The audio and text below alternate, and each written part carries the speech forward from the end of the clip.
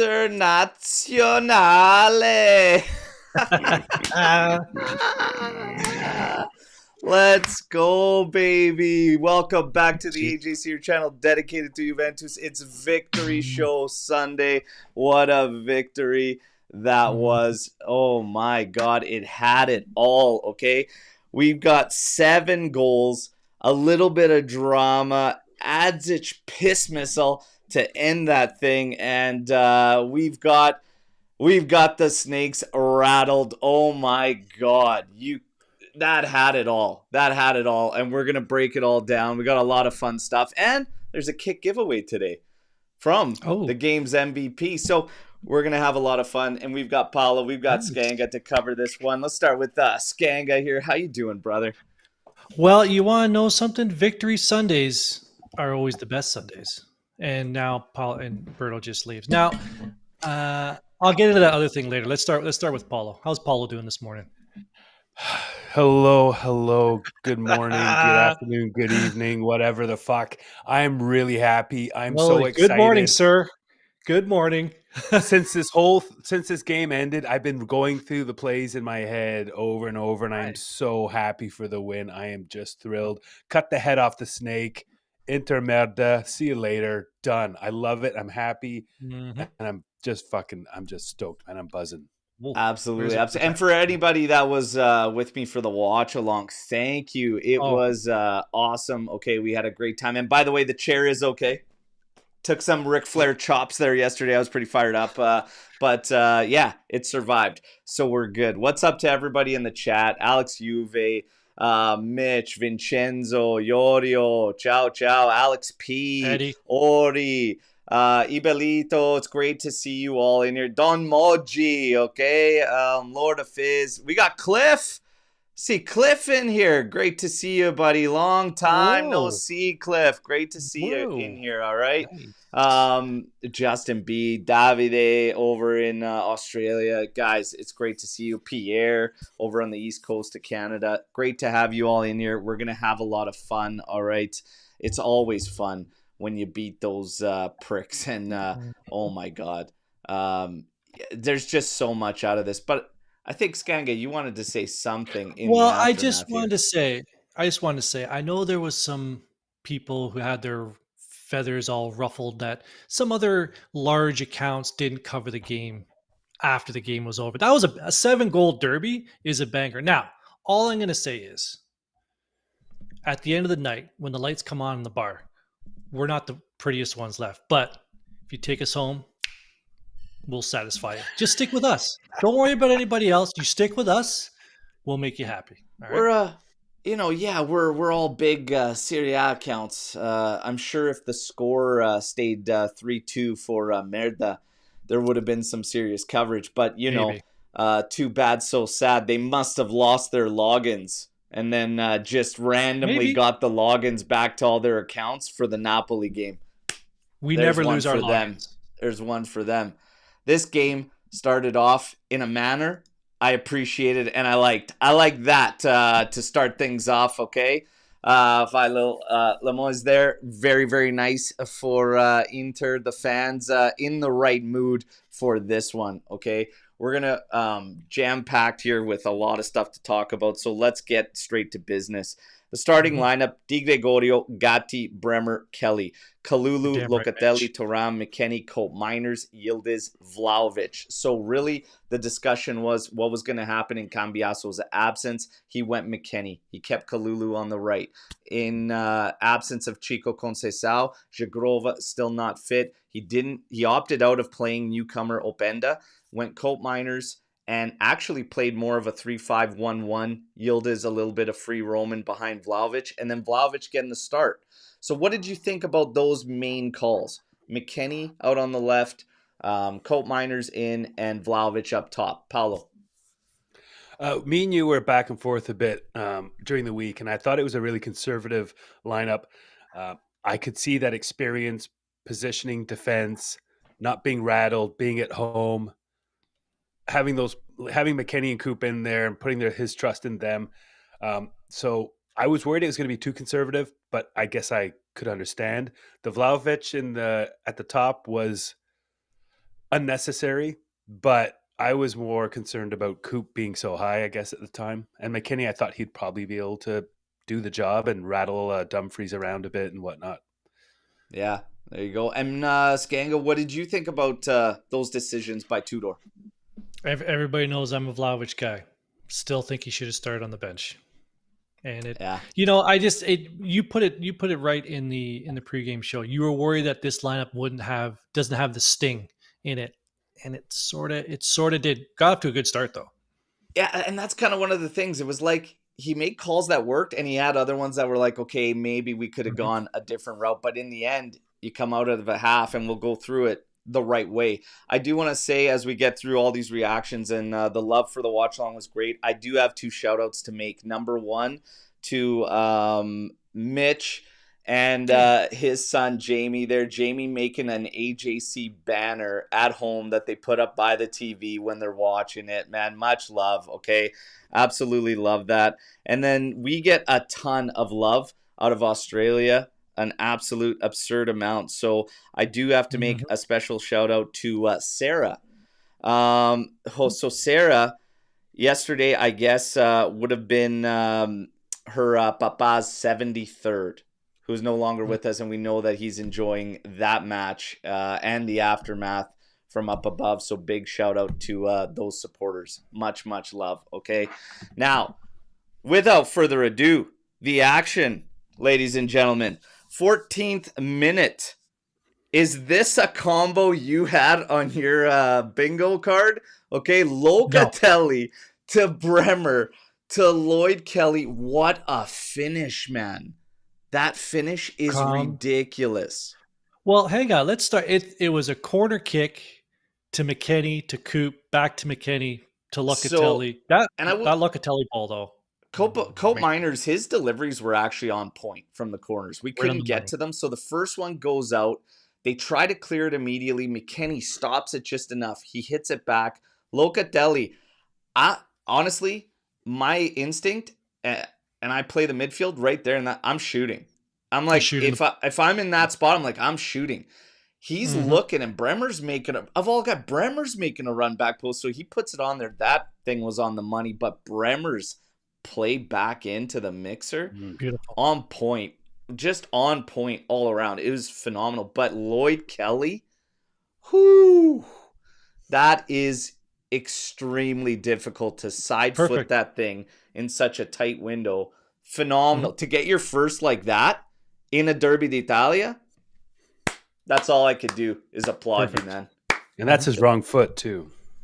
That's he's lefty. Yeah, he slotted left. Right. He slotted left. Oh, he came in on that. He came across that. That hit is extremely difficult finish. Phenomenal start. That's how you want to start this thing.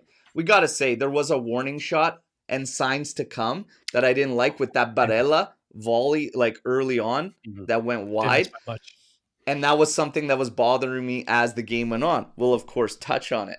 We get to Calhanoglu equalizing.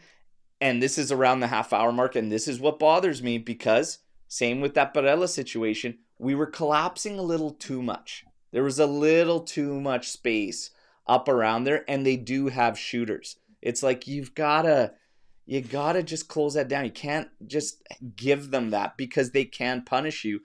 Calhanoglu, fair play. That's a good hit. Di Gregorio's not stopping that. There's not keepers that are going to stop that. It's a one-hopper, hard, low, into the far corner. 5 sets of legs. That went through 5 people. Yeah, it's through a maze. It's hard. It's low. It's hopping. It is what it is. But for me, stop collapsing so much. And again, it's that respect thing that we were worried about. It's like, don't show them too much respect. It doesn't mean that you have to be pedal to the metal all the time, but you just have to compete and not give so much space, right? But we didn't have to wait too long at all. Kenan Yildiz with one hell of a hit from long range, man. And I was actually surprised on this one. Sommer got fingertips to it. Not enough to keep it out, but I was surprised he even got tips to it. That thing was smoked. It was the one thing I couldn't believe was that he put that much power on it off. It was basically 2 steps. Like he turned, he turned and hit from that distance. That is probably the best goal. That might be the best goal we're going to see all year. That was a very, very nice hit, man. Curling away, and Sommer again. Sommer, his whole day was summarized in a day late, a buck short, and I'm okay with that. But this was something simple. Yildiz playing free roam. Kelly inside to Bremer. Bremer doesn't waste any time, and that's what I love about him. You know, I love about him is just, hey, the easy pass, whoever's there, I don't care. It's going right away. And he did that, and it didn't allow Calhanoglu to catch up or close the window or anything, and it gave Yildiz enough time to make that turn and have that hit. Fantastic stuff. So we actually get to the half the way we want. That's exactly how we want to go. You want to go 2-1? Okay, we're good. Thoughts at half? I'm just thinking, don't close out collapsing and don't kick off the second half collapsing. I wasn't necessarily thinking changes immediately. I was thinking maybe wait like 55 to 60 in that range, and then I'd probably get Vlahovic out, and I'd probably look at introducing some fresh legs, maybe even on the outside, just counter them a bit. But yeah, I just didn't want us to collapse too much. Were you guys thinking any changes? What'd you think at half? We'll start with you, Skanga, and then get to Paulo. Tudor's normally been changing about the 60th. So it's like, okay, fresh legs, give him 15 minutes, stay in the game. I was the same as you. Don't collapse. Because that's how we started the game, and then near like the end of the half, we were starting to get back to that. So it's go back to how we were playing the middle of the half, and because Inter looked suspect. They did. Yes, they did. I was like, you have the opportunity. You go 3-1 up at home. Like, that's where you want to be. So just don't collapse. That's all I'm thinking. Paulo, your thoughts at half? When we went up 1-0, I was pretty happy. Obviously, that second goal got me a bit concerned because I thought, oh, okay, here we go. And I hadn't seen us totally commit to this low block kind of thing of our own. And it was actually even like a super low block. Almost everyone was in the box. And I started to get really concerned because I thought, we're not going to do this for 90 minutes, are we? So that second time, that goal that tied it got me concerned. And then going into the half, I was a bit worried that we were giving Inter what they wanted. Their defense, we know from what we saw from some of their performances from Bastoni during the week and whatnot, and Acerbi not being, he's old and he's ragged, he's slow. Like there's opportunities to be had there, and we stayed away from their box and we collapsed into like this ridiculous low block and let them just pop balls into the box, which is what they would love to do if they could have asked for favor. It would be to do just that. So I got really anxious and I was really worried. They had 23 crosses to our 9 or something yesterday. It was a lot. I gotta say, you could see it coming, and it was really. This was the first Serie A match with the ref cam. If there was one guy that it didn't do any favors for, it was Acerbi. Dude looked like 100%. Okay? He looked like some guy coming out of his white van asking if you want candy.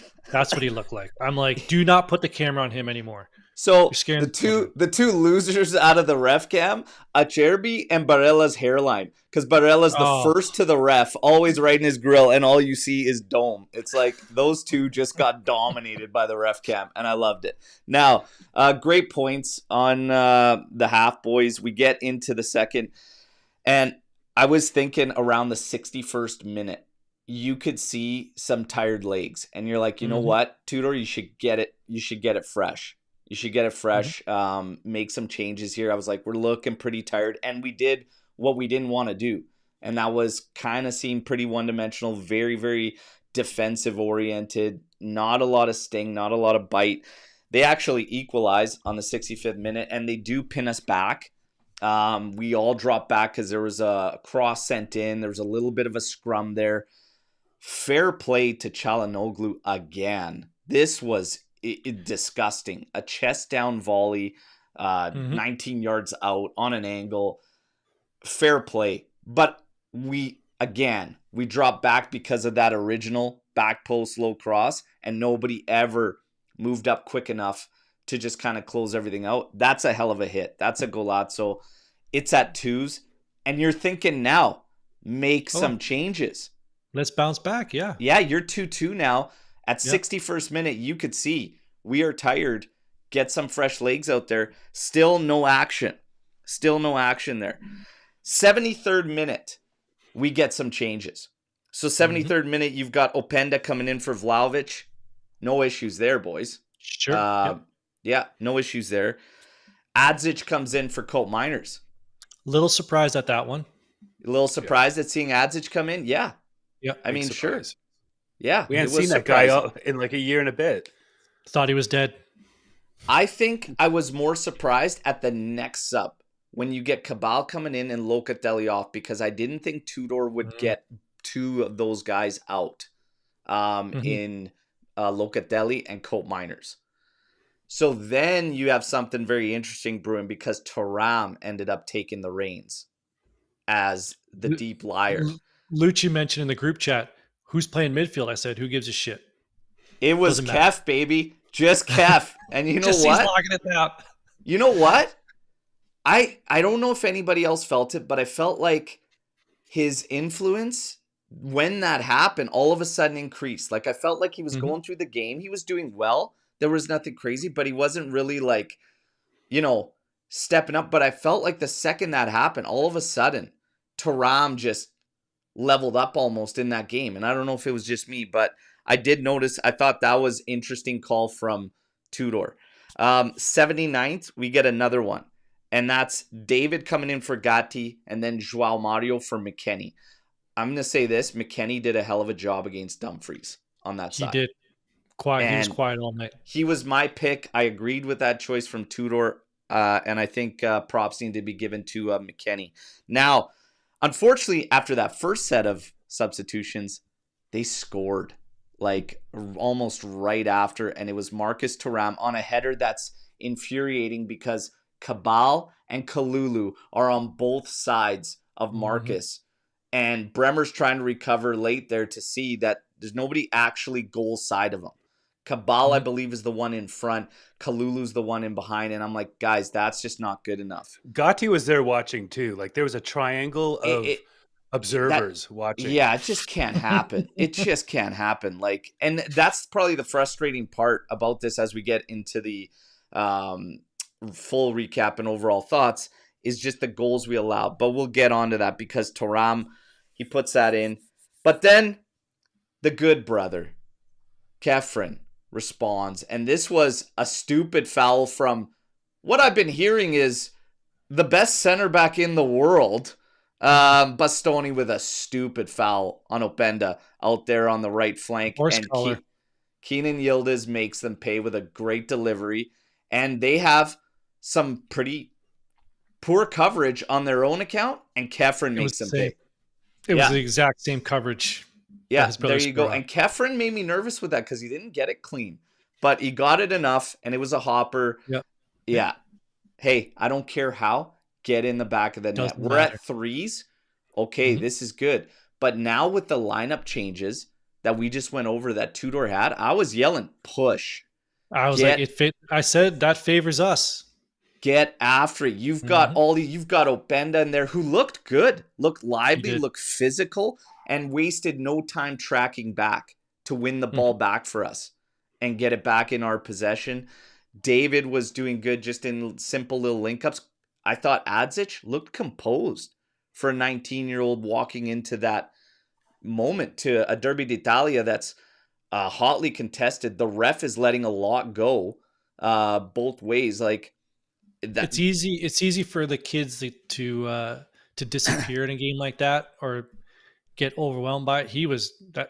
Call him the Iceman. That guy was cool as ice in that midfield. We got a little bit of a storyline here in this whole situation as we get to this point, because with the Thuram situation, would you guys have been upset with some laughing? Because their fans were just livid. These guys are brothers and whatnot, but let's say if the roles were reversed, Kef was laughing in a situation like that, would you guys be bothered? Yes or no? No. They're brothers. I don't think I'd be too bothered at what they were doing. But it might have added a little something to it in the fact that Lilian Thuram was stone cold when Marcus scored, but he couldn't help but smile when old Kefren Thuram bagged his, and I love that. But you know what? Look at these guys. You're losing 4-3 and that's your reaction. It's okay, Marcus. We'll take you too, brother. We'll take you too. Come on over. Yeah, that's a cheap shot. Come on. Come on over, Marcus. Lilian would be more than happy to have both his boys at Juve. We'll take you. We'll take you. Imagine having both of them. Oh my god. Oh my god. I wanted Marcus when he was on a free. Now we keep it going. The moment steps up. Adzich. This. Okay, you gotta have some balls in this moment to even think that you're gonna tee this thing up. Okay, yeah. you got some elephantitis going down there because that's a moment from standing, no run up.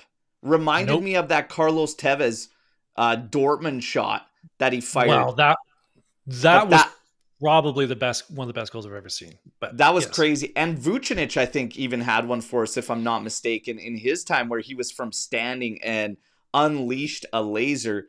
Mm-hmm. I want to say Milan, but don't hold me to that one. Adzich, that was a hell of a hit. But I got to say, after seeing the view from behind him, still a powerful shot, still good. But Sommer, I think, kind of a little bit of a howler there. A little bit of a howler there. If you get two paws to it, you got to keep it out. Yeah, but I don't care. I loved every second of it, and bravo, and kudos to Adzich that it paid off for him. Like we said, had a good cameo coming in there. Paolo, what do you think about that moment for Adzich, man? Incredible, stunning, and a couple of strange things happened around that. Like right before, he did have a couple of touches outside the box, and he was standing tall, firm, clean, quick passes. No nonsense, no looking around, just really quick, clean passes. So he seemed really focused, and it's great because we haven't seen much of him. So I was really excited about that. Then Boni does his stupid dive thing, rolling around shit, and it's almost like the whole, in a way, both teams freeze. I think Inter froze because they're like, oh, penalty, right? So when Adzich just sees the corner and lines it up and hits it, I think Sommer was probably a bit flat-footed. I think Inter was, it's like everybody just froze for a second, and Adzich just put it in the top corner. So that goal, as beautiful as it was, actually just surprised me because the ball was kind of all of a sudden traveling and it was in. And I think everybody was stunned. Hey, beautiful. If Inter has ever wondered if they found an Inter player in a signing, Boni's your guy, because that's classic Inter nonsense. That guy's a douchebag. These are their accounts putting out this garbage. We're victims of refereeing again. Every referee official account that you went out there and watched when they look at controversial decisions and whatnot stated this is not a foul. And yes, the referee, you could see in one photo, he's got his whistle up there, but that's the right decision. First of all, they want to claim that Boni was hit by Thuram. However, what they fail to realize is that they're looking at a still photo. When you watch the play, there is no swiping motion from Khéphren Thuram, which is what they look for. If you're jostling and you clip a guy a bit, nobody gives a shit, except for crybabies. When you look at the ball and the leg contact, he is actually in this photo not even contacting it if they flip it around. He hasn't hit his leg there yet. He pokes the ball through, and then as Boni continues to move, the leg then clips. It's nothing. And in the grand scheme of this game and the way it was officiated, cry more. Cry more. I think Boni gets an assist because he looked for that call. He felt the pressure. They felt it, right? And this guy was rolling around a couple of times already. So he already brought his little drama to the game. And when he went down and was like, I'm glad they played and waited for the whistle, because Adzich just stunner. A missile into the corner. Listen, we know that VAR is going to check everything, so the referee did the right thing not to blow the whistle. Now, this referee, I can't remember his name. We were in the pre-match. You were a little concerned about Colombo, and he was sweating bullets throughout the game. Made me nervous. Sweating like Shaq at the free throw line. Like what? He needed a towel. Guys that sweat that much, I get sketched out when you're officiating. He was letting a lot of this stuff go at the top of the box on both ends, right? Yeah. This wasn't a call that he was making on the field consistently. Like he was consistently not making that call. Those little hand swipes, legs getting tangled. He was letting them play for the most part. which was good to see. Normally Yeah. these games are like whistles every 10 seconds. And going to the VAR could not intervene in this play because there's no clear and obvious error. The ref cam shows he's staring right at everything that happened. Mm-hmm.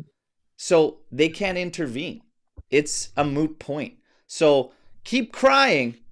It's all good. It's all good.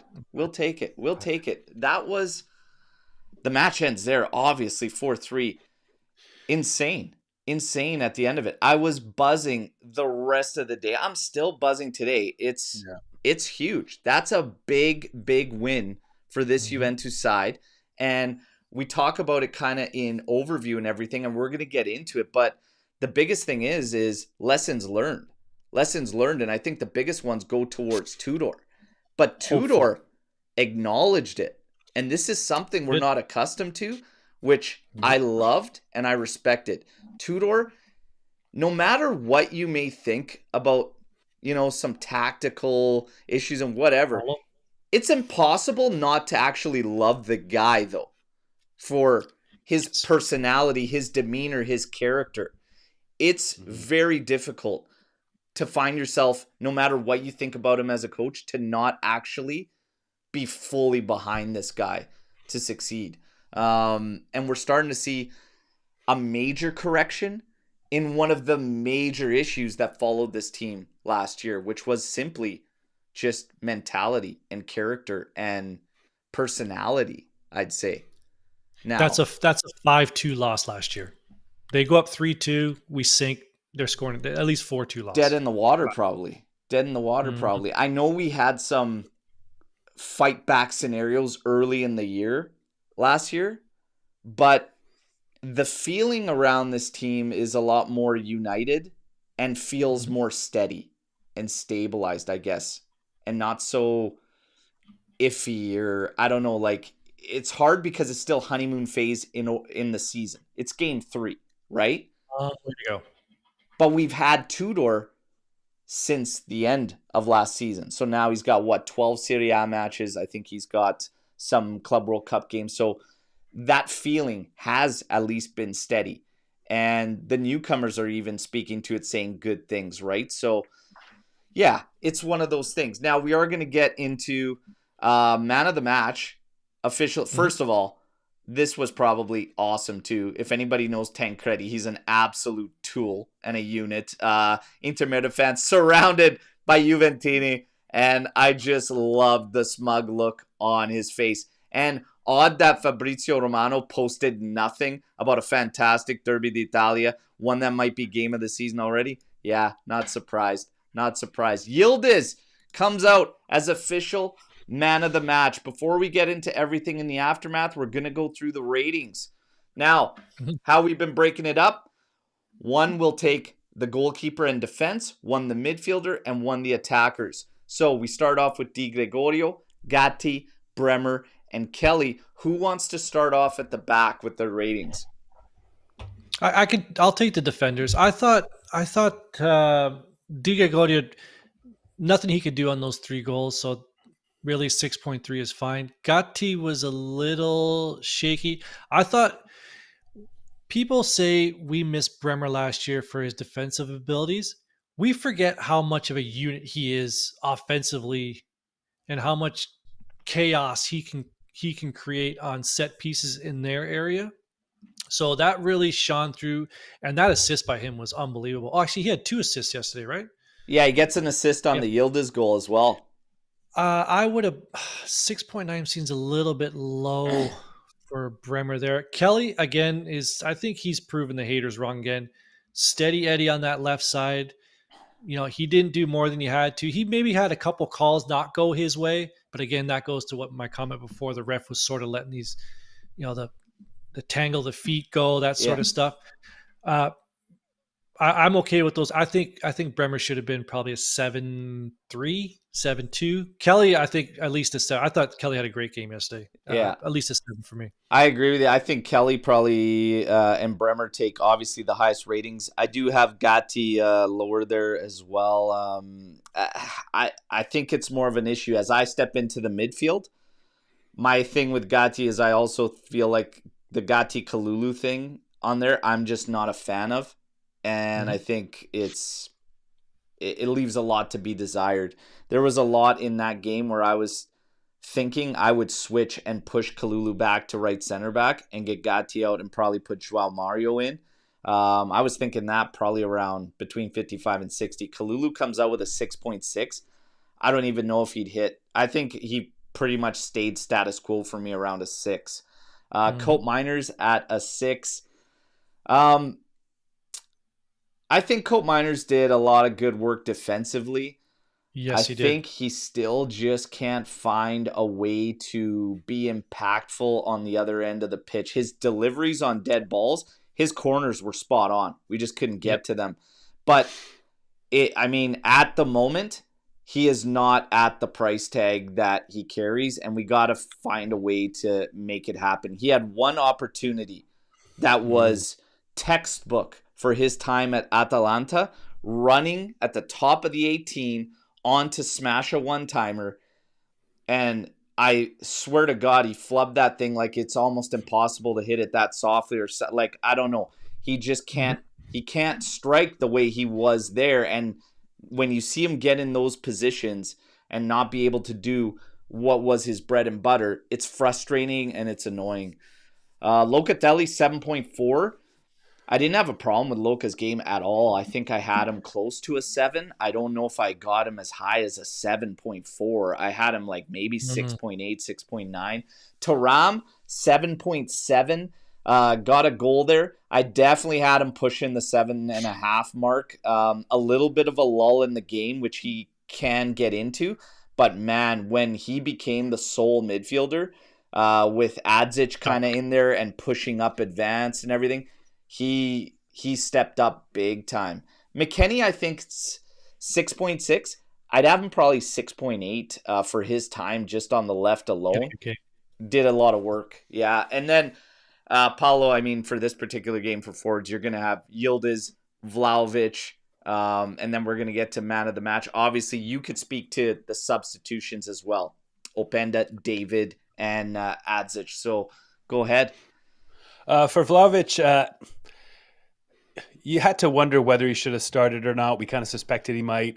Probably wasn't the best thing in the end in hindsight, but I won't question his work rate. He was getting some cheap shots, so he was complaining a little bit.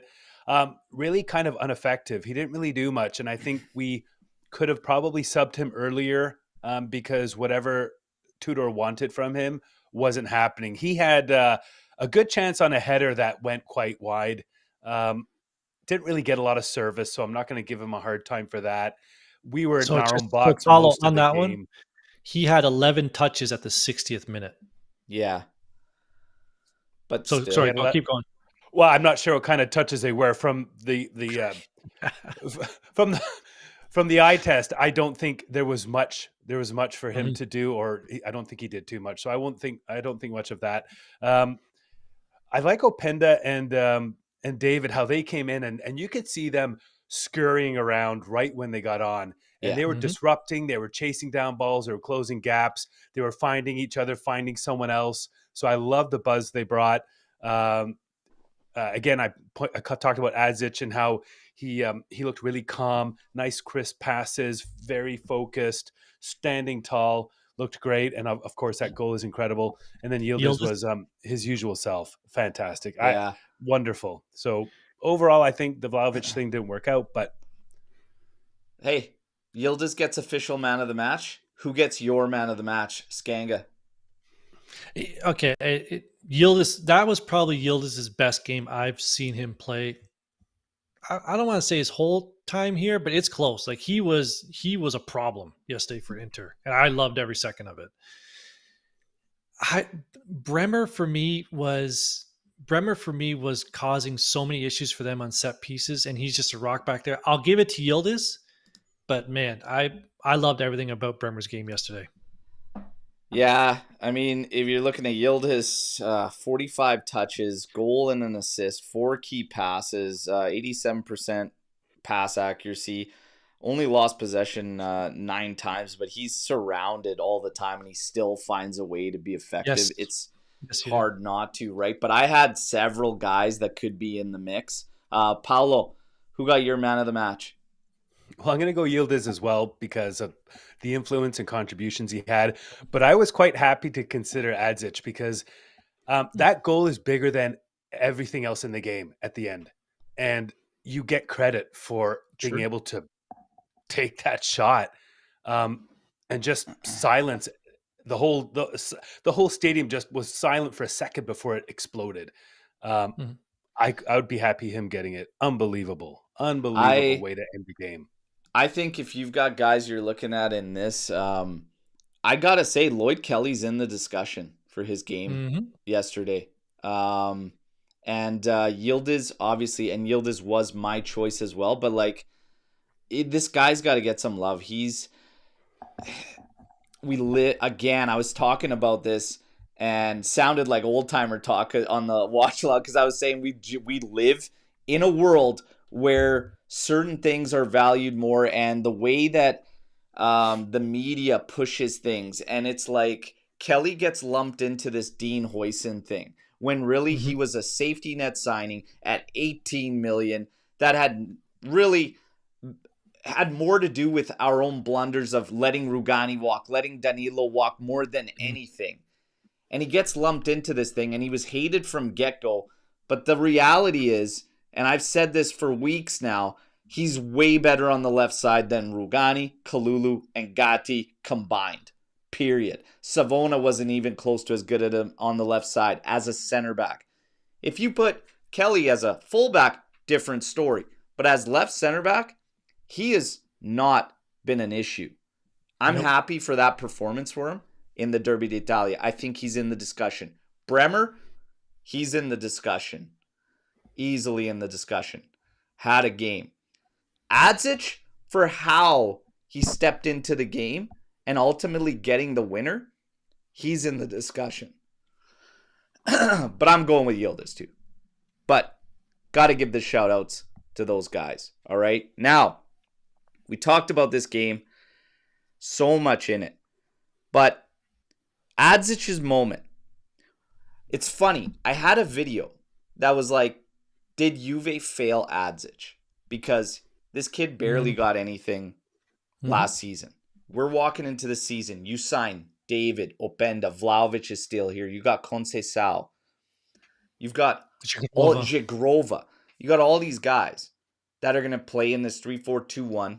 And I'm like, man, did we fail him? Are we going to let this kid rot on the bench another season? Yep. How do you follow this up now? Because it's still flooded. Conceição wasn't able to get in. You got Jigrova there. We might still be staring down the barrel of this kid maybe not getting enough. It's a shame. Like, how does Tudor follow this up? For me, it's simple. But what do you guys think? Like, Paulo, you're Tudor now. Something extra to think about? Yeah, I think he does. You said it in your watch along after the game. You said we found another weapon, or that another weapon had kind of appeared. And I think that's what it is. And you also said something else, which I agreed with, which is the guy saved Tudor. And I'm not going to, we'll talk about Tudor, and I'm not holding anything against Tudor, say. But they did save him, and he now has another weapon. It's a blessing of riches.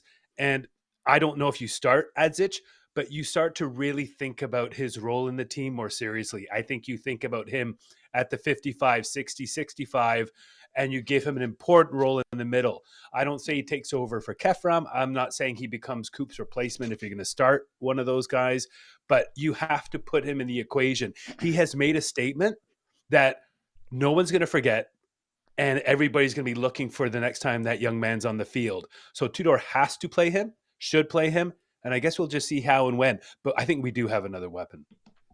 Yeah, and he's a brilliant kid. And he's like 6'2" or something. So this guy is not going to mess around.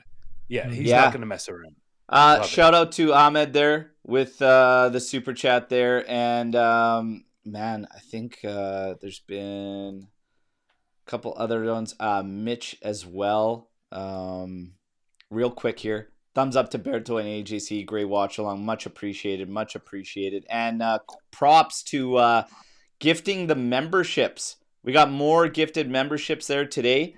And Awesome. shout out to the legends. Shout out to Azzurri Juve, who won the 04 kit. Skanga, now, your thoughts with Adzich and how Tudor should follow up here, and what do you think? Well, there was I think it was this morning I read it. I think I read it this morning that people in Zaghi wanted him at Palermo, and it was close up until last week or 2 weeks ago. Like it was right up until the end of the transfer market where he wanted to come in and people wanted him down there. Which, if that move happened 2 weeks ago, Berto, you and I would have said, good move, give this kid some minutes. Right? I am still worried that he's not going to fit in. Once Chico's healthy, Tudor loves Chico. How is he going to fit into there? Because I think we can all agree that Colt Miners is going to be that third man with the Thuram, Locatelli. He should play in that trio down there. Like those three figure out those two spots. It's going to be tough to get him in.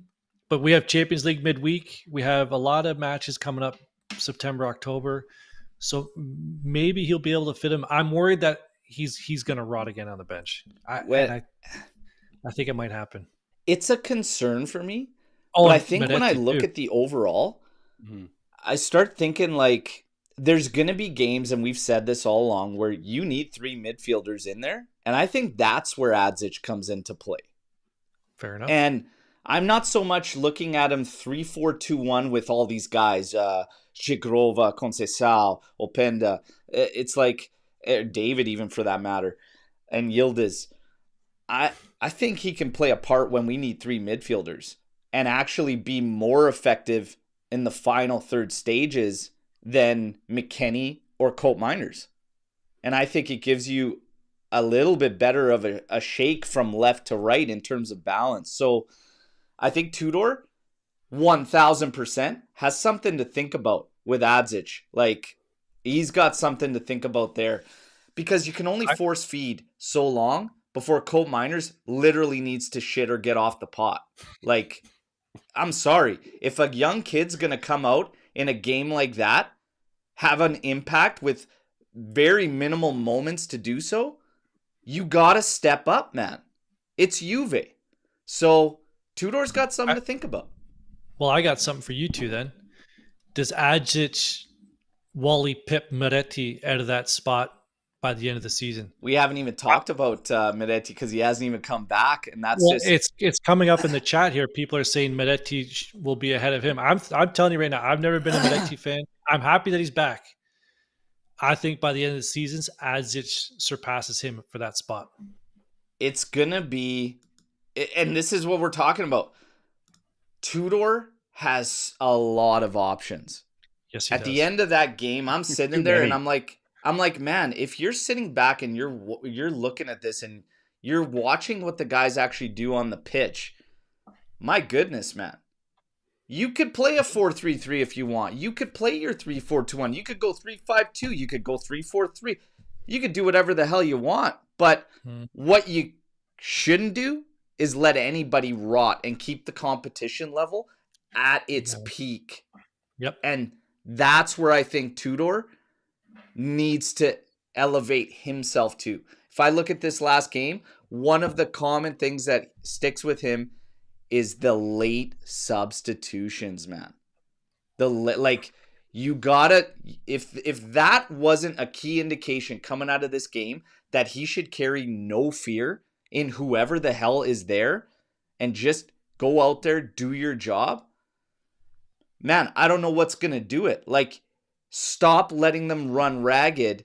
Be proactive rather than reactive. That's my one thing in this game. Collapse a little bit too much. I think in the start he made some good calls, but he made some bad calls too, and we lacked balance left to right. Outside of that, he just waited too long. If he can make himself proactive and see that he shouldn't have fear in utilizing these guys, I think we're cooking. And we're potentially on to something. But of course, hey, let's wait and see. Just leave it. Oh, my camera. Why is this always happening? Boys, do you guys agree with me though? Go ahead, Paulo. Yeah. I don't want Tudor to have this kind of realization when he's down 3-2 after having a 2-1 lead. So to your point, Bert, he may have different setups he can use with these different options. I want to see where he goes with this and how he wants to play more often than not, or how he plays differently, depending on the opponent, how he switches formations during a game and why, and not being forced into change. I still find our roster confusing. We have lots of guys down the side, lots of guys at the top half. The middle's a bit odd. The back is more limited than I think we think. So I don't know what Tudor is going to come up with all these ingredients. He almost has too many flavors and spices. So we'll see. But that's going to be on him to figure it out. I think his heart's in the right place. But we still have yet to find out his limitations or his fears or vision as a coach and planning. So I guess we'll find out. But it's a strange roster for what for his experience, and I think he's got a lot of work to do to figure out how to use it. Oh, you're on mute. We're speaking about Tudor. The words he said after the game, I thought were refreshing, because he said this probably is a game that's probably fair to end up as a draw, if anything, he said. But, he acknowledged there's things we could do better, and even spoke to that whole defensive thing, where you're sitting back a little. He's like, we didn't pressure as much as I wanted, as much as I believe we should have or even could have. So I respect that. There's a lot of fans that are saying you don't deserve to win a game when you allow 3 goals. Now, I had a funny feeling about this game. What? Yeah, they're just Come like, on. I would never expect you to win a game. Like, it's not expected if you allow 3 goals to win a game. But deserve is different. Here's the thing is, like, if I'm watching this game, am I concerned about the defense? Because there's a lot of fans concerned about the defense. I'm sitting there thinking, like, man, we conceded 3 in this, but I'm not leaving concerned because of the fact that they're fantastic goals, the 2 of them. Like, the Calhanoglu hits are still ridiculous. We could have closed down space a bit better, but make no mistake about it, those are great hits. Those are bangers, right? Like, 100%. Especially his second one. So overall, I didn't actually feel too threatened by Inter. So I'm not leaving this game with a concern defensively. I'm more concerned because I think if there were any lapses there, it stemmed from lack of balance from left to right. I don't like Kalulu and Gatti. I've said it a million times. I don't like that right side. And I think that's the one key thing I would look at changing. But do you leave this game with concern about the defense? No, there was no miscommunication, right? It didn't seem, maybe a little bit on that Thuram corner kick finish. But other than that, there was no, I got, doing the coat of arms, like I got my guy, you got your guy, all that sort of stuff. I thought they were fine at the back. I think, and that's because Bremer being back and solidifying it. I'm not concerned whatsoever. Yeah. And Paulo, you carrying any concern defensively? Yeah, I am. And first of all, the low block thing happened. It didn't work. I don't think they did it well. And they tried to hang on to that for too long during the game. They had too many guys in the box. Calhanoglu, I'm going to screw up his name, so I won't say it again. There you go. You can't let a guy like that score twice almost the same way. They were great finishes, but with so many goddamn guys in the box, how does that ball get through twice? From the same guy, from the top of the box. Why isn't there someone on him earlier? Why isn't there someone arm in arm with him as soon as he gets near the top of that box? So I think the setup was wrong. And I think Tudor got away with this time. And in some ways it did work. There's a point where Gatti is arm wrestling Lautaro, and it's in the middle of the field, actually just on our side of the halfway line. There's 3 Juve shirts. The ball's coming in. We need to keep the ball in their end for a change. Gatti misjudges it, wrestles Lautaro down, gives away the free kick, which starts to send the ball back to our end. Yes. Cabal comes on. Cabal, and I like him, and I like him firing down the wing. What he did with Cambiasso when he first came to the team. He comes in and he's doing this and chasing the ball like he hasn't played in a year, which he has not. Well, Yeah. Putting him in at that time was not a wise decision. And on Thuram's goal, Gatti's like this, hanging next to Di Gregorio, going, hey, we got a guy heading the ball. We got these two guys here. And he gets a clean header. So I have issues defensively all around. And I think Gatti and Kalulu on that right side doesn't make any more sense. So I hope it stops. So yes, I do have concerns, and it's personnel. It's how Tudor's handling it, and it's spending so much time defending when we shouldn't. Thank God for Bremer. The guy deserves a statue. I think he's got wings on his back already. He's just magnificent. Thank God for him, because I'm not going to say Di Gregorio should have come out and intercepted some of these balls, crossed in, got more aggressive. But defensively, there were a lot of things wrong with yesterday. And I'm just glad we got the win. But that, for me, our offense was better than theirs. I think that's just the setup. I think you can fix the setup. Yeah. Tudor had 90 minutes. I don't know. If I'm looking at this, I think, it showed us that Tudor needs to be proactive. But I also think some of the decisions, if we were to look at this, take the emotion of a thrilling victory out of the equation, and you actually break it down, there was questionable decisions out there. Like, very questionable decisions from Tudor. I mean, Cabal going on the strong side when he hasn't played in, and this is your first piece of action back in a very, very important matchup. That's, okay, ballsy, or maybe just flat out crazy, because McKennie moved into the midfield.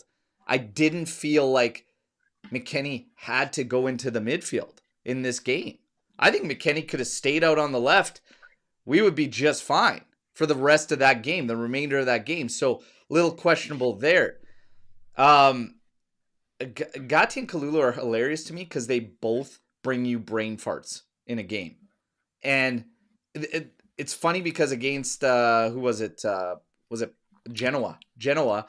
Late in the game, Gatti traps one center and pulls it into the center, like in prime shooting area for them late in the game when you're trying to kill something off, like as if he's going to spin off and dribble coast to coast and do. It's like, what? And Kalulu did the same damn thing yesterday on a ball that he needs to shield out, watch it bounce out towards the sideline and do whatever. He chests it back into the center of the pitch around 20 yards out from our goal. And I'm thinking, you son of a bitch, if they get this ball. And he headed one out as well when he could have let it go out. He headed it out and it turned into a corner. Like, and I'm just like, what are you doing, man? So like these guys, you can't have both at the same time for me. And I think a lot of stuff just naturally cleans up. But Tudor will continue to be this guy that we watch for tweaks, adjustments, changes.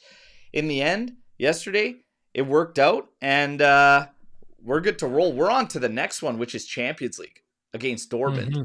And funny it's Dortmund because we said the Adzich goal kind of remind us of that Tevez one. We will look into Champions League and everything, but we've got Storm the Barn, and we're going to get to that. But why don't we give this kid away first, okay?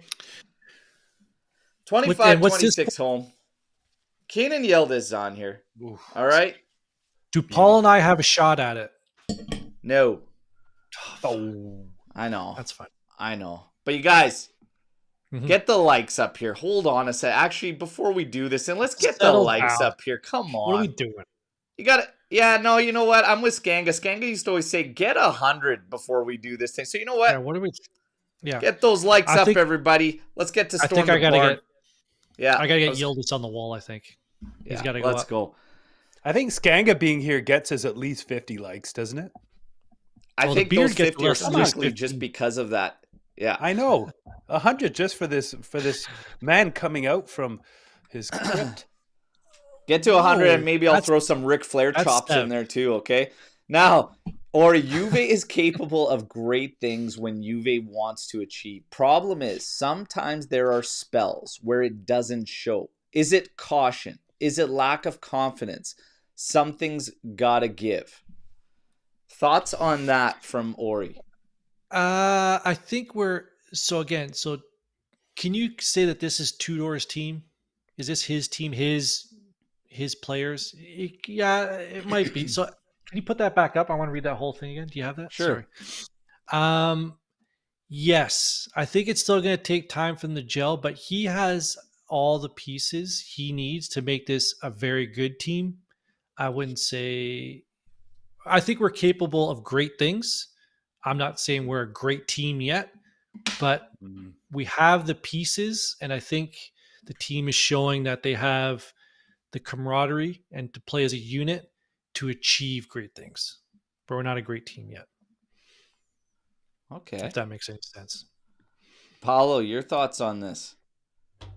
Juventus, again, capable of great things when they want to achieve, but the problem sometimes is spells where it doesn't show. Caution, lack of confidence, something's got to give. That happens. Yeah, I think we've got a strange roster. Some of these pieces are not fitting quite right yet. Tudor is learning on the job a little bit, I think. So the capability is there because when I was looking at Tudor, he was very calm, and his players did kind of bail him out a little bit, but he feels like a player too. And I think his heart and the connection he has with these young men and some old men is fantastic. So I think the capability is there because of the attitude, the personality, and the unity that I feel within this group. But his coaching and some of our depth issues and some of our decision makers out there need work. So we'll see. I think it's going to be more of this all year, honestly. If I had to answer this or speak to it from Ori, I would just say, I mean, you're going to get what is expected of something that has a lot of layers to it because there's no stability. It is a new coach. He came in last season, but we made changes to the roster. There's quite a few new guys as well. On top of that, you have a very young average age for the team of sitting around 24.6, 24.8 years. Okay, so just shy of 25 years. You've got a lot of factors. They're trying to build chemistry. They're trying to adapt to what Tudor wants from them. And there's a lot of factors at play. So there's going to be growing pains. But the one thing I will say goes a long way, and we always said this, is there's certain things that must remain constant. And I have to say that even in the matches where I'm frustrated or pissed off with what I've seen, the effort has never been questioned. And I think physically, we look more fit than we have in quite some time. And I think a lot of that is half the battle for some of the years before. So Tudor at least can have that, and it's going to help. Hopefully the rest, comes together. The chemistry builds. Guys start clicking. And on top of that, one factor I haven't even spoken to, he's trying to also correct guys that were failing previously. And that's over and above. So there's a lot of factors to it. There's going to be highs and lows, everybody. It's going to be ups and downs. It's a long season. But again, I respect Tudor a lot, and I will back him wholeheartedly. And I back all our coaches. I back all our players, no matter what I feel. But he's got some good things going for him. I just hope we can level up as things get going. So, yeah, that's all I could really say to that. Alex, Juve, do you guys see a situation to play Cambiasso on the right side and Cabal on the left and solve issues with that lack of balance? That was brought up a lot yesterday, actually, is Paulo getting Cabal in the mix and maybe slotting Cambiasso over. Maybe you keep McKennie out there for some games on the left. Like, what do you think? I think we're still figuring out exactly the right formation for the right opportunity, the right opponent. So I think we'll see. Cambiasso can go to the right, but he's incredibly effective on the left. Cabal, we're still figuring out where this young man's at. So it's too early to say. I think there's still a lot of question marks, and I don't think we can say yet. I actually felt very similar to this, but different in the sense that I leave Cambiasso on the left. What about Wes on the right? and Joao Mario on tired legs in the second half if Joao Mario's not starting. Mm-hmm. Again, Tudor, options. A lot of options that he can do because West can play the left side. He could play the right side. I'm glad he had a good game yesterday. He needed it. Yeah. McKennie. Yeah. But again, when he dropped into that midfield, it kind of like, but he still works his ass off. Like for me, at a changeup on either wingback role, I'm fine with West going out there. He's still, funny enough, had his best season for us as a right wing back where he just popped in so many assists. It was hilarious. Did you guys see the ref on the Adzich goal? He almost blew the whistle for a foul. Almost. Yes. Yep. And then, the right decision prevailed. And there we go. And they're still crying about it. Flood warnings in effect, everybody. Flood warnings in effect. Marcus Thuram laughing after the match had Merida fans in shambles. When are we signing Marcus to replace Stevie? Man, I would love to sign Marcus Thuram. Would be phenomenal. And I just love that they're... If I was...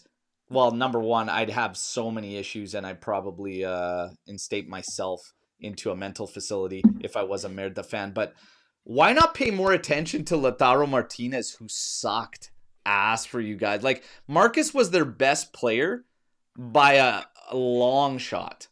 So I just find it hilarious that they're that fired up over him having a moment with his brother in a game where he's literally your best player out there. Because Calhanoglu, outside of 2 bangers, didn't really have like a great game. It's just those 2 goals were phenomenal. But outside of that, Thuram was their best player. I think it's hilarious.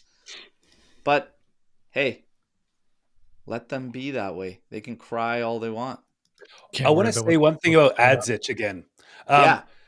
In the last, 4 minutes, extra time, 5 minutes, who was the guy at the top of our box, in our box, hammering, clearing balls out? Adzich twice.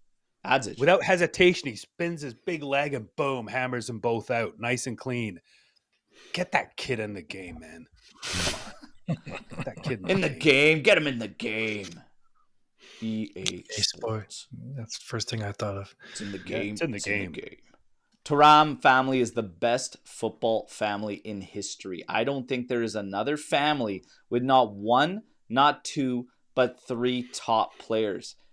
Yeah, 3. I'm trying to think with 3. I need the army to help with that one. There's no way. Because the Nevilles were very successful as a pair at Man U. Maldini? Not yet. Well, the dad, but the son? It's hard to find brothers playing at the same time. Like, even in hockey, you get a couple of those matches where brothers are having decent careers at the same time. Well, there's the Cannavaro brothers that played together, played at the same time, but Paolo was like, yeah. No. I don't know. I don't know about the 3. We'll bring it. We'll have to look at that. On the next one.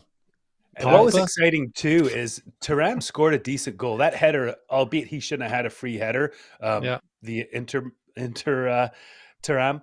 But when Kefren went up for his header, it was a little awkward, and I think the joke was about him not using his head enough and not being great with his head, and his brother getting on his case about that. So that might have been part of what the laughing was about. But he went after it and hammered it down hard. Like, he was on fire after his brother scored, and it seemed to get really personal between the two of them. And that was a really magical kind of dimension to the game at that point. I think it came in lower than he anticipated, and that's why it was really weird for him, and that's why he didn't get as much on and he it. Had to come back down because he was like, he had to, like, he's tall as hell, right? And then he's jumping up too, and then it's coming in, and it's like at your throat level or high chest. It's like, oh damn, what do I do? But he dealt with it well. Went in, and one brother to respond to another brother like that. That's scripted. You can't write this same Selly, same exact Selly, eh? And then flipping the name on the back. I just love it. I love stuff like that. Legacy brothers, they're all coming in now. Like him or not, I loved Vlahovic's reaction, Mitch coming in here. When Adzich scored yesterday, he was so happy and shows the biggest difference from this year's Juve to last. Tudor forms a team, united. There's one thing, and I've seen a couple mentions in the chat here. Dušan's attitude was actually bang on. He was having a hell of a time with that Cherby, the crackhead. I gotta say, the crackhead was giving him fits, but his attitude was spot on. I don't think anybody could say otherwise. He's not a problem in the locker room. People say with his celebrations and all, he is not a problem with his teammates. He might be a problem when it comes to business. I think he's a problem on the pocketbook for sure, but on the pocketbook. But he's never been a problem with his teammates. Yeah, no, he hasn't been an issue there, and again, that plays into one of the main things that had to be corrected last season. Yes. To this season is just that team bond. So kudos to Tudor there. Tuna to win like that versus Merda in that fashion without Zhigrova, Cambiaso, Chico should send a statement of intent to the league. Do we finally have the luxury of depth problem with this squad? That was something I was going to mention when we were going on. To Paulo's point, we don't really the depth at the back is concerning. But when it comes to like confidence and players' abilities, you better have some fucking confidence and some ability, because now there's a guy on the bench who's going to take your spot. Yeah, like you have to play. You have to. Everybody has to raise it at the back. We're a little handcuffed, but everywhere else, like Vlahovic has to play, or Jonathan David has to play, because there's somebody coming in now. The wingers, and even Loka and Thuram. They have to play well, because Koopmeijer is going to come in and take this, because Koopmeijer has played well in that spot. So everywhere on the park, everybody has to elevate their game, but they're elevating their game as a team together, which is very nice to see. Yeah. Paulo, any thoughts on the depth now looking at this game yesterday? Again, the back is going to be an ongoing concern for me. We have a lot of interesting pieces along the sides. And a lot of options up top. So the depth, there is a lot of depth there, and we'll see how Tudor can make it work. I'd love it if we could win every game 4-2, 5-2, whatever. I don't care about clean sheets as much as I care about letting these exciting players do what they do best, which is attack. So yeah. I think there was definitely a statement put out there for Juve, like with these guys. And that's why I say, like, more of a statement could be made by Tudor, like finding the right mix. And when it finally, because I still don't feel like we've had that, this is it, right? And I feel we will hit that point where it's like, okay, that's the 1A. This is the 1A setup. This is the group of guys that's got it going together where it just makes the most sense and everything clicks. You get that with the options available to him and the weapons in the attack, I'm not worried at all. In the midfield, I'm actually not worried. At the back, there's obviously one guy that has to remain and be a constant. Obviously, it's Gleison Bremer. Cabal, I actually think will help us a lot as he gets comfortable. But depth, not an issue in attack. Like, not an issue in attack whatsoever. In the midfield, Adzich might be able to help there. And we're waiting for Meret to get back, so it's not so bad. It's just that back line, man. Gleison Bremer is huge for us. Absolutely. When was the huge. When was the last time we looked at a roster and said, that's our 11? It's been a while. It's been a long time. Yeah, it's like in terms of knowing exactly this is who's starting, and we're confident that they're going to get 3 points. It's been a long time. Yeah, I still don't even think we found it, to be honest. Like, I think like Zhigrova, if he's fit, puts his name in there, and man, things could get crazy. Like that game, we wouldn't have pegged ourselves to get 4 goals without Cambiaso in the lineup. Let's be honest. Like Well, Cambiasso is a big part of creation for this team. With no Chico, no Jagrova, you start that lineup yesterday and you tell me we're coming out of the game by the end with 4 goals, I'm going to say no chance in hell. Well, I did predict 4-2 yesterday and everyone laughed at me. That's especially crazy. Swarit. So guess what? Swarit, suck it.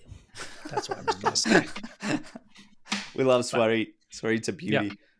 Oh, yeah. All right. Well, props to you, man. No way I was calling 4 goals with that.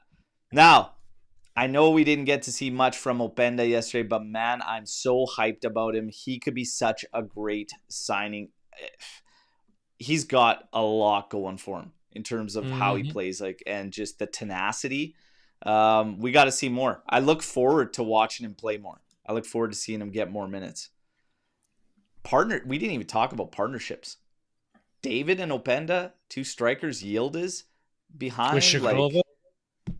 Jagrova is a guy that, we just need to get him out there. And I think, man, Yildiz and Jagrova sharing the pitch too. There's a lot of exciting combinations that I think I have no idea who's going to come out on top as a 1A. And I honestly don't care. I'd be happy if we have 3 or 4 1As to go to. I know it is still early, but would you go back and take Conte before the season, or seeing what we're doing so far, would you stick with Tudor? I'm going to be 100% honest. I hate this question right now, Aldo. I hate this question right now because I'm trying to, give props to Tudor and go where I want to go, but I would, if you put me back in time, it's Conte. It's Conte. 100% it is. What are we talking about? But of course, if you're putting me now, yes. Why would I take the guy that played us? He's dead to me now. So I hate this question. He's dead to me now.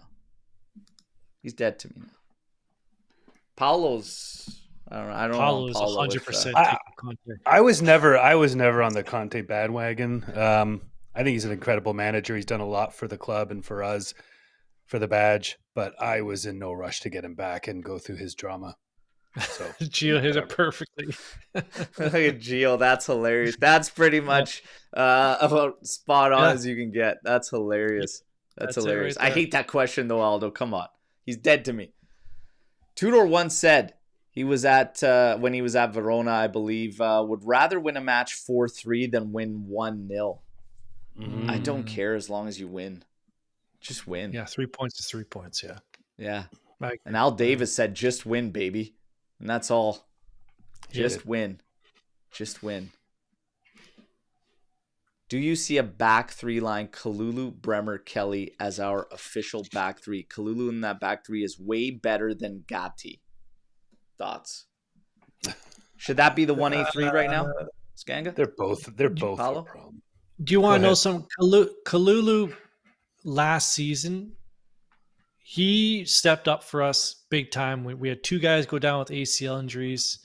He had more good games than bad games last year. I am still happy that he's there. I would go with that. If that's what we have to do, I would. If in a pinch he has to put 3 back there, I would rather see Kalulu than Gatti. We got Dortmund in Champions League. Is that your back 3? Kalulu, Bremer, Kelly?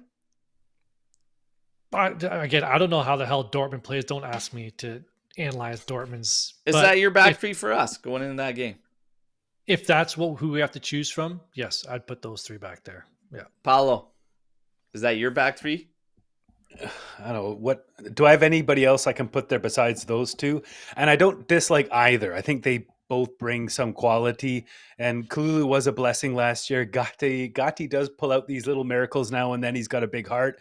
I don't care for either one. I think Kalulu's a little. Gatti might help you a little bit in the air, and he might be a little more physical. So I'd probably go with Gatti, but pick your poison. For me, yes, the best you've seen of Kalulu is at right center back. And they both have blunders, so I'm actually okay either way personally, but I'd go Kelly, Bremer, and Kalulu. You just can't have both out there on the right side for me. Okay? Just avoid that, and I'm okay with where we go. I have more confidence in Kalulu not giving up a PK than I do Gatti. Like man marking one-on-one, trying to dispossess an attacking player. I have more faith in Kalulu getting the ball without taking off a guy's shoe and giving up a penalty shot. Yeah. Tuna, the goals we concede, in my opinion, are on Tudor. To have your defensive line practically park the bus invites Haka into those rips when you know it's strength. Yeah, we talked about the collapse, a little bit too aggressive. Should have left a lot less space, especially in such prime shooting areas. Juve has to hire someone helping Adzich to carry the massive balls it takes to shoot at 19 years old from that distance in La Derby d'Italia right before the end. But that is again, yet maybe a little bit. You got to fault Tudor for some things, but Tudor has to be the one to tell him, or had to have been the one to tell him, if you got it, let it go. If you have daylight, God. You got that is such a great comment. I love that. That's hilarious. It reminds me of that South Park. Whose dad was it? How you need the wheelbarrow for his nutsack there. That's we're gonna have to get Adzich a wheelbarrow. Massive balls to shoot that thing. Juve has so same one there. He just put it twice. My bad. Pino. Ref immediately immediately responded with the goal and the celly. Lilian's face was amazing. Oh, I mean, we know where his allegiance lies. You know what's funny? We always go back to 2006 and what happened when we talk as fans about our feelings towards certain players. Lilian Thuram is one of those guys that took a lot of heat from fans, a lot of heat. And you guys know where I stand. I'm fine with those players doing what they do. It's their livelihood. I get it. We couldn't keep them all financially anyways. We had to sell guys. A lot of those decisions came from the club too. Don't kid yourself. But I don't want to ever take away from what the guys that stayed did and how special that was. But Thuram took a lot of heat. Yesterday, I saw people openly on social media start to say they're having a change of heart based on what they've seen over the past couple seasons in his dealings and the drastic difference he has when dealing with Marcus and Inter versus Kefren and Juventus. And they're like, it's making me second guess how I've felt towards the guy.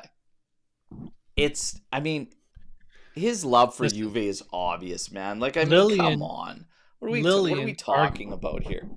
Arguably, Lilian is one of the greatest defenders ever to play for our club.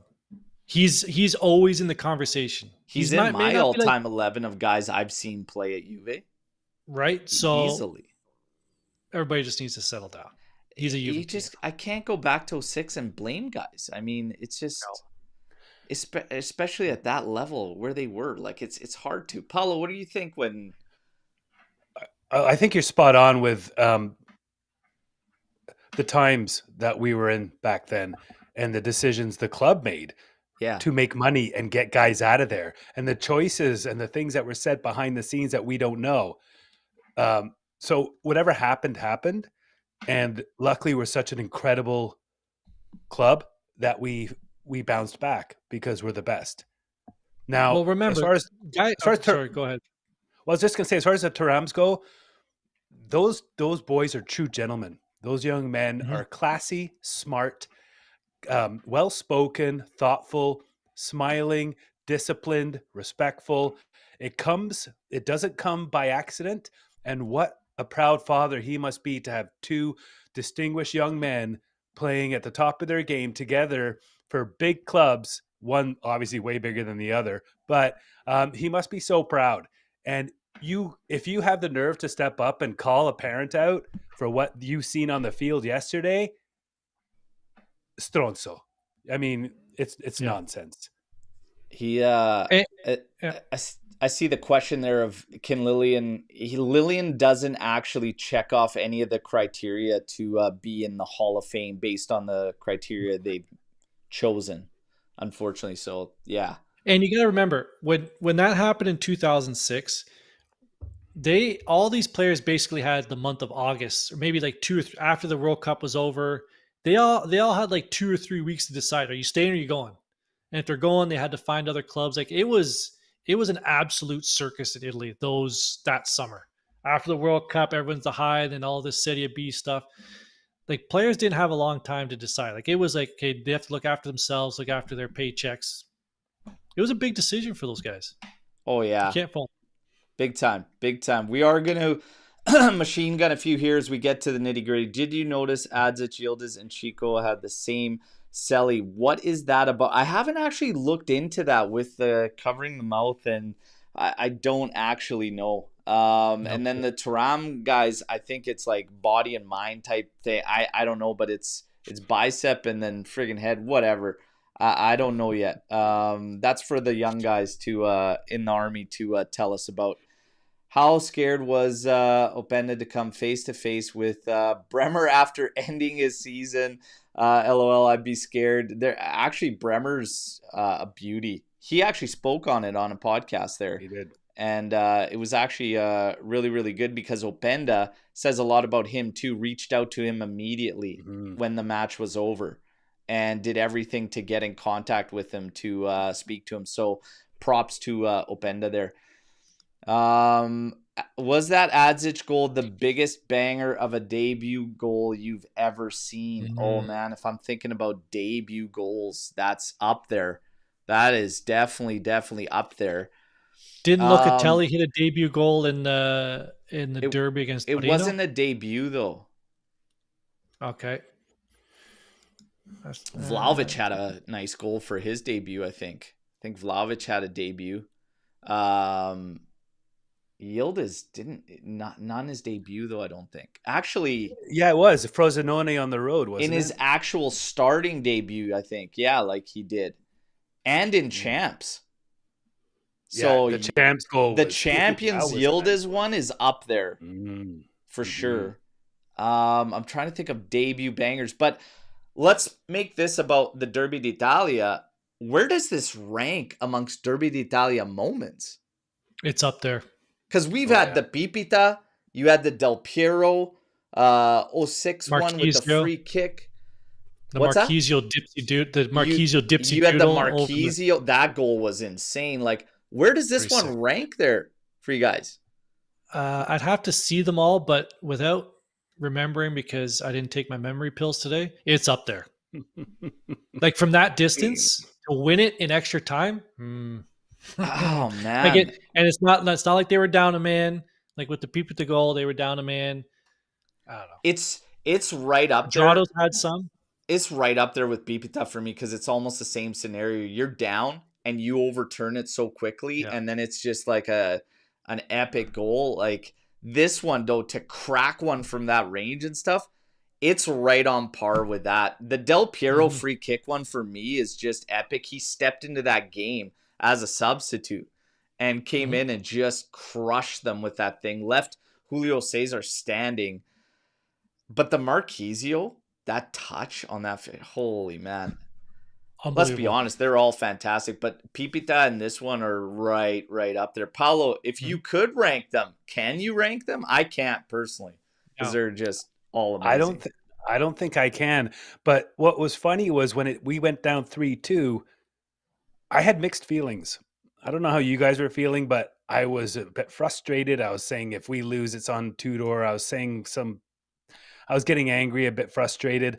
I thought we could score. I thought, well, it's fino alla fine, Juve, let's go. But I don't know how convinced I was because I wasn't sure how we would respond at home in a situation where I was feeling really good, and then I started to feel really concerned.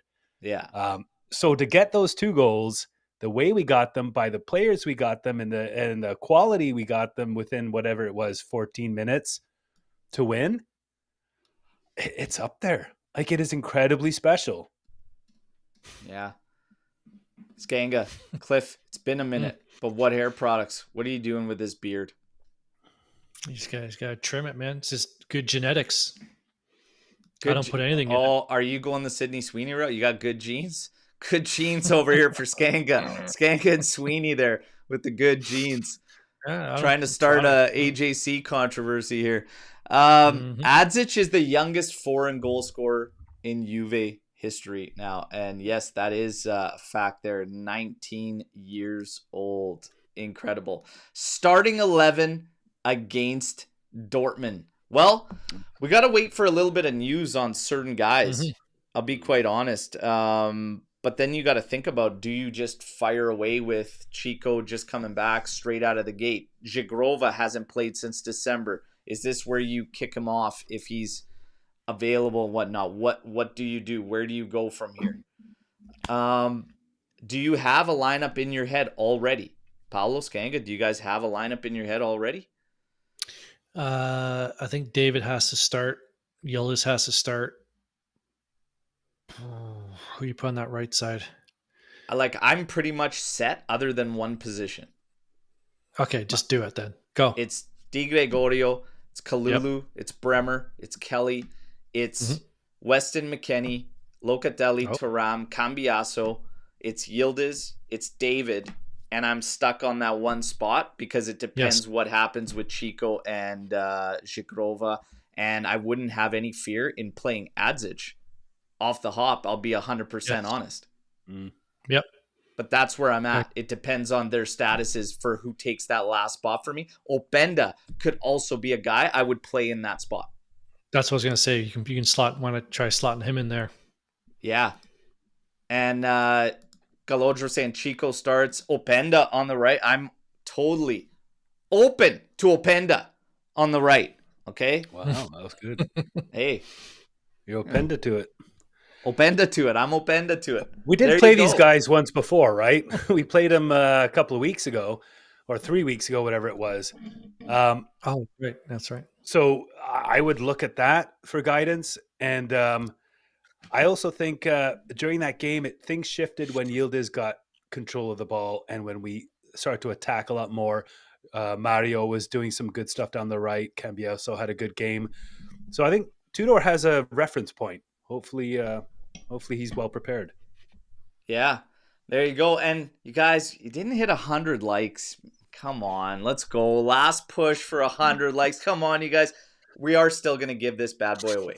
Okay. Did dislikes count? Did we get enough dislikes to have over 100 reactions? Well, I hope we got no dislikes. Let's hope for that. But what are we going to do here? We need a little bit of trivia here as we wrap things up, wind things down to give this away to one lucky AJC Army member. Do you guys have a Selly? Do you guys have one from when you played? It's a not really. No. I honestly don't Selly too hard. Unless it depends on the moment and the team I was playing against. Yes. But no. I always used to make fun of guys who had Sellies in our leagues. It's what are you doing? There's no cameras here. What the hell are you doing? Yeah, no Sellies. Yeah. No, I really didn't have. Did you? I would just always clap and run to the guy who passed me the ball. Bingo. That's it. That's what I always did. Yeah. I remember, I forget the phrase and where it came from, but you don't want to look like it's your first goal or your last one, right? Yep, that's right. Okay. Yeah, always thank the guy who passed it or girl who passed it to you. So while Berto looks up this, I had to storm the barn while Berto looks up a trivia question. Fire away. So it came from Sorit's comment to me yesterday on the pre-match, how I was doing everything I can pre-match to jinx Juve into a loss. So that kind of backfired on him. Do you guys have a pre-match, post-match routines or anything? I don't. I haven't watched pre-match shows in a decade or more. I turn the game on. I don't watch pre-match shows or anything or What are you talking about? Opinions. What kind of routine? What do you mean? Do you have routines that you do before and after, before you watch a game or after a game? After every game, I don't watch the post-match analysis. I go do something else to, chores. I go out. I just completely disconnect from Twitter and everything after a game. Do you have to go back and think about the game? Do you watch a game again? Oh, Bert, you might watch it again. I don't have pre-match routines. I don't have any. I watched yesterday again. Did you? Absolutely. Last night, I just coolly sat back, had a nice beer, and I was just like, you know what? I get to just watch this again with the emotions out of it. I like to watch the games 2 times over because I always think it's different when you take the emotions out of it. When you watch live, you can miss a lot of things, a lot of subtle things too that you might pick up on. But that's about it. But for pregame, I don't have any superstitions or anything like that. I usually try to like rock a kit that might have a hot streak in it or something, or mean something for good luck or something, but that's about it.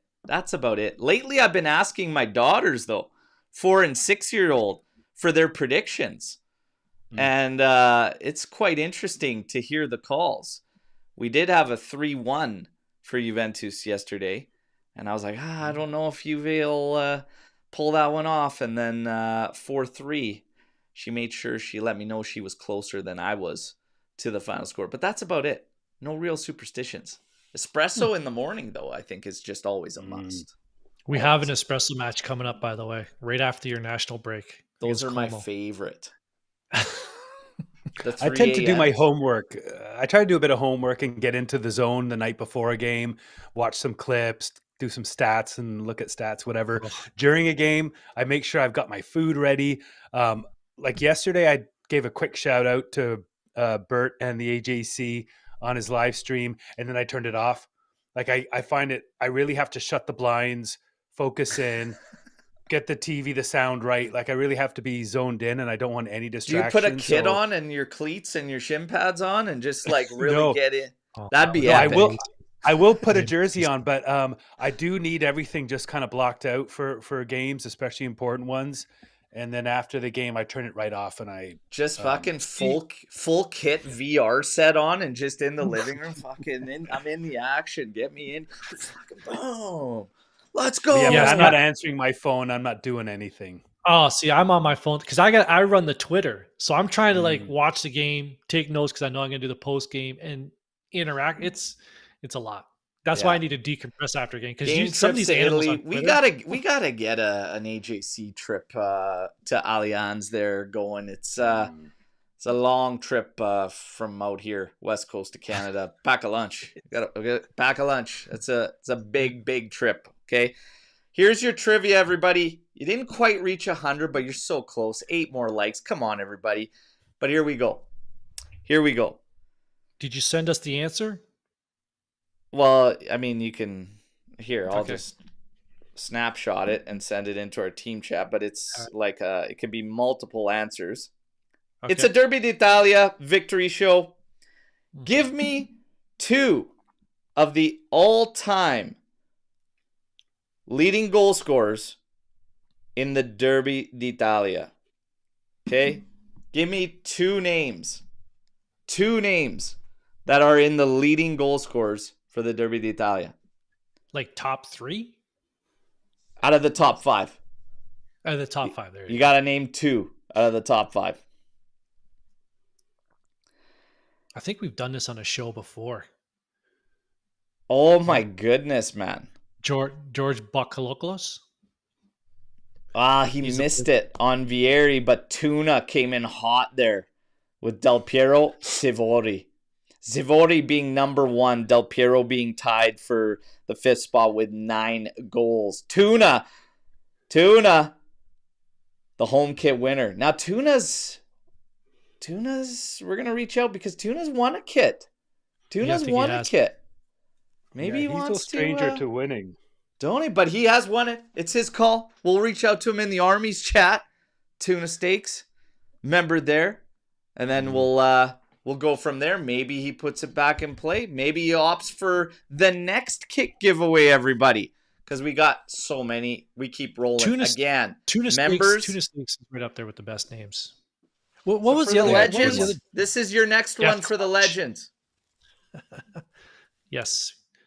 Look at that. Oh, wow. 99 blue, of course, the man on the back. This is the next one for the Legends.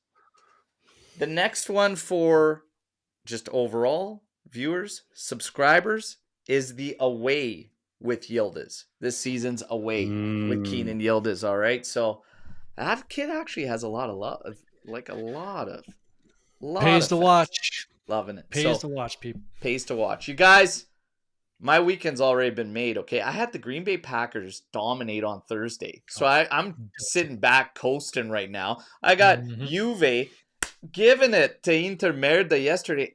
I get to just relax today. It's going to be a glorious, glorious Sunday. All right? Beautiful, beautiful stuff. You guys, enjoy the rest of your weekend. Scanga Paolo, absolute pleasure to cover such a fantastic Derby d'Italia edition. And we're 3-0 in the league. Let's keep it rolling. Let's go into Champions League now feeling a little bit better and hope that we can put the boots to Dortmund. All right, so we'll keep you in the loop on that one. There is going to be match day coverage, and I am going to bring you a watch along for the first Champions League phase match as well. All right, nice. So good stuff to come. Guys, as always, no matter what, make sure you let the Interisti know what's up. Don't let them live this one down, okay? Another beautiful moment goes to the good guys, all right? To them, te e vaffanculo, and us, fino alla fine, forza Juventus. Ciao tutti. Set the tone.